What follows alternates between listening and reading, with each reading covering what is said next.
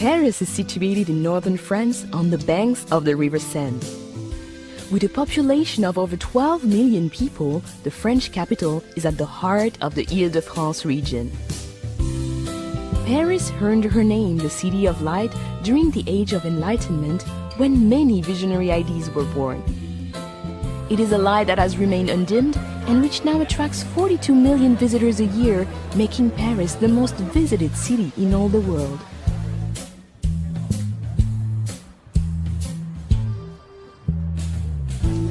Paris is a city easily explored by metro, taxi and bicycle, but her charms are best found on foot. Her attractions are never far apart, and in between, well, merely walking her streets is to wander through picture postcards.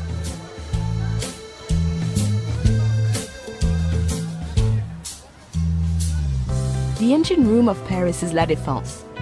This modern business district, filled with light and art, is testimony that Paris is designed for living, even when at work. From the futuristic Grand Arche at La Défense, the 6-mile-long historic axis of Paris leads us back into France's grand past. The Arc de Triomphe, built by Napoleon, rises from the center of Place Charles de Gaulle and offers commanding views of the 12 grand avenues which radiate outwards like a star. From the Arc de Triomphe, the Champs-Élysées continues along the historic axis. This grand avenue is where Parisians come to dine, shop, enjoy the theater, and to celebrate life. Gradually opening into formal gardens and majestic buildings, the Champs-Élysées merges into the largest square in Paris, the Place de la Concorde. Just a short stroll away is the world's greatest treasure house of art, the Musée du Louvre.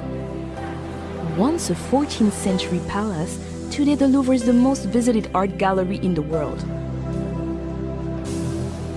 With over 35,000 artworks, her most famous residents are the Mona Lisa and the Venus de Milo. But be warned, this collection of priceless artworks and antiquities is simply too vast to explore in just one day. Not far from the Musée du Louvre stands the Centre Pompidou, displaying the largest collection of modern art in Europe. Parisians are still debating whether this radical design is the vision of a madman or a genius. Notre Dame Cathedral is situated on Île de la Cité, a natural island in the River Seine. Completed in 1345, this Gothic masterpiece, with her flying buttresses and gargoyles, has played center stage to some of the defining moments of French history and literature.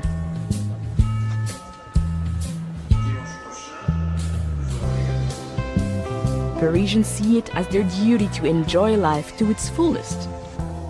The Luxembourg Gardens, with its Grand Bassin, fruit groves, and over 100 statues and fountains, is the ideal place to grab a deck chair and play the Parisian at rest.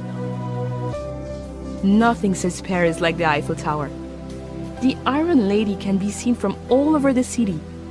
However, nothing can prepare you for the moment when you first stand at her feet, or the views from the top that you will hold dear for a lifetime.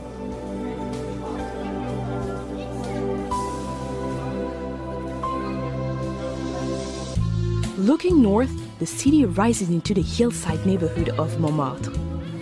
Once the artistic center of Paris, her twisting streets and narrow lanes were at one time the home of Picasso, Dali, and Van Gogh. They are the perfect place to lose yourself and discover those special Parisian moments.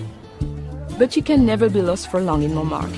As long as you head upwards, you'll eventually come to a gleaming white crown, Sacré-Cœur Basilica. Leave the bustling city behind and step through the gates of the Cimetière du Père-Lachaise. Here, amid the quiet world of birdsong and introspection, you can pay your respects to Jim Morrison, Oscar Wilde, and some of the world's greatest minds from whom Paris is now forever home. Once a day's coach journey from central Paris, the Palace of Versailles is now an easy half-hour train ride away. This magnificent 17th century chateau welcomes everyone, from heads of state to backpackers.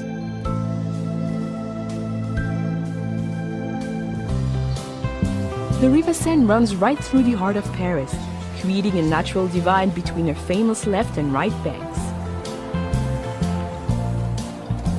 Of her 37 bridges, the Pont Alexandre III is considered the most ornate, while the graceful Pont des Arts offers some incredible vistas of the city.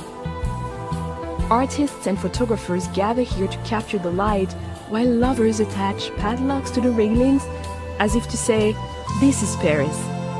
Now we are Paris too."